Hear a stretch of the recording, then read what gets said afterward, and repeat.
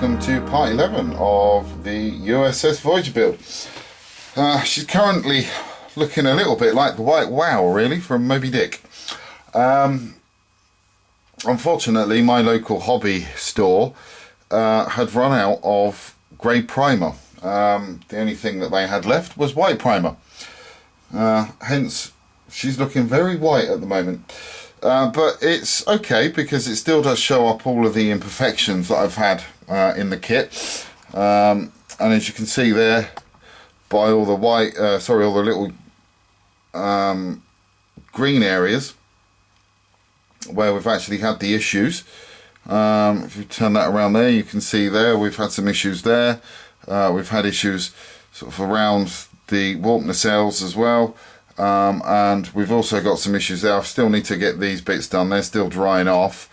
And we've also had some issues sort of like all around this massive seam here and there as well, and also around the front end, and also in there. Now, strangely enough, the only seam that I didn't really have any issues with, let me just take her off the pole, was on the bottom. The only areas that I had to redo on the bottom was just around there. Let me just, I didn't realise the camera was zoomed in there. So yeah, it's just around there that we've had the seam work to do. So it's not looking too bad at the moment. She's shaping up quite nicely. I mean, that's just the first round of the primer on there.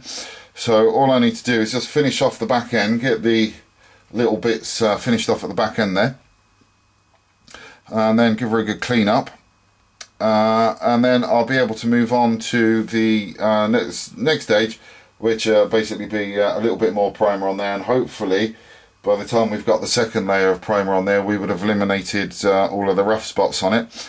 And if that's the case, I can then just go ahead and start laying down the base colour, which will be a bit of a milestone really. So as soon as I've made some more work on this, I will come back to you. Managed to sand down all the little bits that needed to be sanded down. There's only two areas left now that need a little bit of work, and that's around this seam just there, and also on the other side. But apart from that, it's not looking too bad. I'm quite happy with the way that's turned out. I think what I might need to do as well is, before I actually put some paint down on this model, is just to give the whole thing a bit of a light sanding with some 1200 grit, just to help smooth out some of the areas, because I have noticed that there are a couple of little rough spots on there that could do with a little bit of sanding. But once that's all done, she should actually then be ready for some paint. So it's just those little couple of areas that need to be done on it. What I've been doing in the meantime, whilst I've been waiting for this this primer to dry, because for some reason this primer has taken ages to dry. It's taken a couple of days, which is a bit weird. But whilst I've been waiting for that to dry, I've actually got the old Voyager kit out, and I've been doing some testing with that. Let me just remove this this Voyager out of the way, because otherwise it's going to be a bit difficult to show. Sorry for leaning all over you there. Whoop. That's it, that's that Voyager just fallen over, but it's okay. So this is the ship that I've been working on. Now this is one of the reasons why I've decided to sort of test some stuff out on this first. Because one of the ideas that I did have was I was going to do the panel lining on this kit. And as you can see, even though I've actually put a couple of coats of paint on, those lines are still as bold as anything, rather than just sort of like sinking into the background. And the panel shading that I did at the edges didn't come out, which was a bit of a bugger. And I also thought that the paint was a little bit too dark. So, and plus the fact on this side as well, I actually used the grey primer, and then it suddenly occurred to me whilst looking at my little White Wow, that I needed to actually paint the model with white primer first to test it. Now I weren't too worried about this not drying properly, to be quite honest, because it didn't really matter with this. So what I decided to do was paint this side white, then I omitted the panel lines, and all I did was I then went over the edges of this, around the edges, in black, and then just waited for those to dry, and then put on the top colour, and I actually lightened the top colour down again by putting some more white paint in there, and then put a couple of coats over the top of that. And as you can see, hopefully, especially around this one here, you can actually see where you've got the shading in there, and if you bring it up close, you can actually see it on all of them as well. So I would class that as a success. So now I know that I've got it right on this part of the kit. I'll be able to transfer it over to the model itself. So I'm happy with that. So I'm just going to carry on and get the work done to the Voyager that I need to, just get those few little bits squared away. And then as soon as I've done that and I've got the pre-shading done to the ship, I will come back to you. Got the primary colour down now on the whole of the ship. It's looking good. There's just a couple of little issues where it's a little bit rough, and there's a couple of areas where I didn't quite go over it properly, but not an issue. We can just quickly touch those bits up and respray those. That's not too much of a problem. The thing that I am disappointed with, however, is all of the work that I put into trying to get the pre-shading done. It hasn't come out for some reason. The only thing that I can think of is maybe that the paint was just a little bit too dark, a bit too thick. But it's just a bit strange that it come out on the old Voyager kit, but it hasn't come out on this one. And I've used exactly the same paints as well to replicate it. So I can only presume that maybe the paint was just a bit too thick, and that's why it's covered it all up. But that's not a problem. I've got a hell of a lot of this the primary colour left. This little bottle is about 3/4 full, so it's not a problem to use some of this, mix it with a slightly darker grey, just to add the accent colours to it. I can also add a little bit of white to it as well, and add some lighter accent colours to it as well. And once I've done that, I just clear coat it.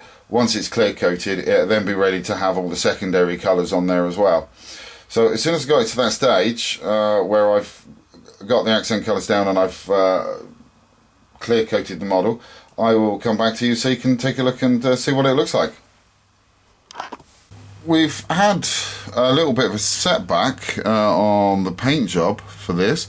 As you can see there, when I put the clear coat on, it did react slightly there, and it's also around that area. It looks as though it's removed some of the paint. We've also got the same kind of problem sort of down this end as well, which is a bit of a shame. And we've also got some reaction going on just there as well, so I just need to sort those out. I think the bottom side of it's pretty much well okay actually. It's just those sort of bits on the top where we've had the reactions going on there. It's a bit of a shame, bit of a setback, but you know, not a real issue. It just basically means that I need to sand those bits down and then repaint them. So it's just going to take a little while. I'm just going to do that with 1200 grit paper, I think, just to help smooth all of those out. And then it just means, as I say, just going back and repainting it. Not sure why we got the reaction on that either, to be quite honest, because I am using the Tamiya acrylic paints, and then I'm also using that as the clear coat, so it shouldn't really react, but it has done for some reason, which is a bit weird. But there you go, these things do happen. Things are sent to try us. So I'll get that sorted out, and as soon as I've got that dealt with, I will come back to you. Managed to get the weathering done to the edges of the panel lines. So they're going all the way down, and it's also on the underside as well. So we've got that done. In the end, I used a combination of the Tamiya Weathering Master. Basically used the oil stain and just lightly brushed that on to the edges, and then to help that blend in a little bit more, I just come back with the grey one and then just feathered that on, so it was actually starting to cover up the leading edges of the oil stain, to just help sort of blend them all in. And then once I'd done that, I then come back with just a normal bit of tissue like this, just damp that down a bit, and then just rubbed it and rubbed it and rubbed it and rubbed it until it started to remove some of the excess off of there. And it helped sort of blend it in and feather the edges in a little bit as well, so there wasn't just a step, you know, where it was light and then dark. So it was all sort of feathered in a bit. So that worked out quite nicely. The other thing that I've also got done as well is these little parts here. They've had their first coat of orange, so they're now starting to look pretty good. I've just got to wait for those to dry, because that paint is actually thinned down quite a lot. So I was able to paint those on, because that paint, once if it's thin enough, it will just settle, but it will just settle down onto the to the surface, and you won't see any brush marks. The only problem is with using that technique is that you do need to do a few coats rather than just maybe one or two. So I just need to let that dry fully, and once that's fully dried, I'll then be able to go back in and finish that off. There's a lot of secondary colours that need to go down on this as well. So I'm sort of going to start at the back end really, and start with some of the lighter shades of the grey, and get those on, and then once they're on, I'll go to the darker shades, and I'm just going to work my way kind of forwards really. You know, I just start off with a light grey, work my way forwards, do the underside, and then go to the darker grey and do exactly the same thing. I think that's the best way to do it, and then hopefully before we know it, we would have finished all of those. And then it'll just be on with a few more little details after that. But she's coming along quite nicely, so as soon as I make some more progress with some of the panel detailing, I will come back to you. Had a bit of a productive day on the model today. Got quite a bit of paintwork done actually. We've got the back end done all the way up this dorsal spine. We've got the little area there done as well for the torpedoes, and this area around the hatch, and then the sensor band on the back there. And then if we turn her around, we've also got the front sensor band done, and we've got the first coat of the orange paint on there. This is actually thinned down quite a bit, so it is going to take a couple of coats to actually get that sorted out. And then we've also got the two grey dots in there too. And then if we turn the ship over, we've also got both of the parts done there, and also that one there, and the one on the other side as well. And then we've also got all of the parts on the bottom section done as well. So we've made quite a bit of progress on this today. Quite happy about really. There's still quite a long way to go yet. It's just another couple of colours to go on here, but I just need to let this paint to dry off properly. We've also got all of the photo etch detail on there as well to do in a different colour. We've also got the thrusters that need to be done, and there's some other various markings around the place as well that need to be done. And these torpedo launchers, the cells, they need to be done in a completely different colour as well. The thing that I'm finding with this model as I go along actually is, depending on the light it's in, the actual primary colour itself turns from like a light blue to a light grey, which is a bit weird really. And also the same with these stripes. This is a medium grey, and depending on how the light hits it, it's either showing up as a light grey or a medium grey should I say, or it's showing up as a sort of brownish grey, which again is a little bit, you know, it's a little bit weird. But apart from that, it's getting on really well. I'm quite happy with the progress on this. Hopefully tomorrow I'll be able to make some more progress and get all the other little bits and pieces done to it that need to be done. For sort of paint wise, the last things really to be done are going to be the phaser strips, because I do need to get the panelling accents on there as well now. But it's getting on quite well, so as soon as I make some more progress, I will come back to you. Managed to get quite a bit of work done to the Voyager now. I have actually changed a couple of the colours.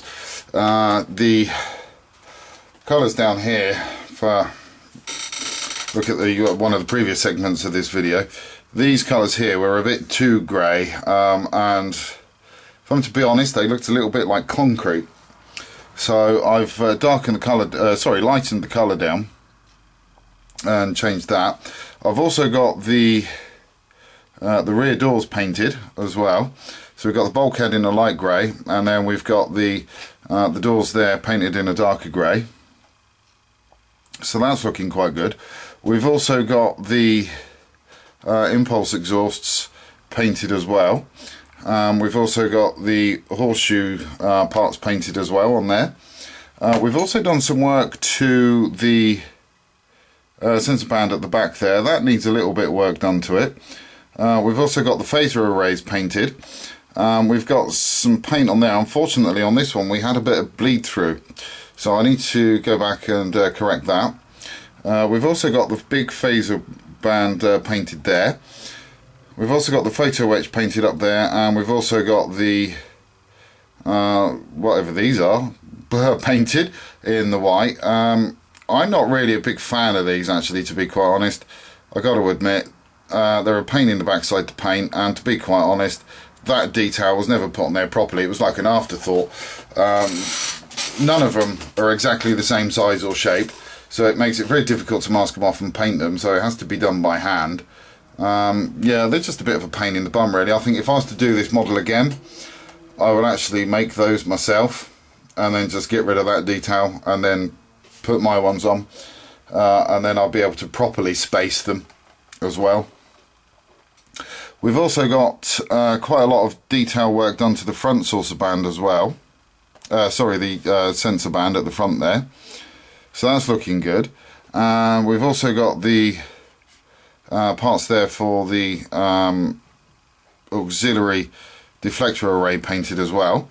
And then if we turn the ship over again, we've got the blue painted, the white painted on those. And again, if I do this model again, those details are coming off, and I'll just put my own ones on and get them spaced properly and all the same size and shape as well. As you can see, we've got the sensor bands painted, the phaser arrays painted there as well. We've also got those painted a different colour as well. So they're a lighter colour. And then at the back, we've also managed to repaint these as well, a different colour. And we've also got the phaser arrays painted on there as well. And then you can see where we've had some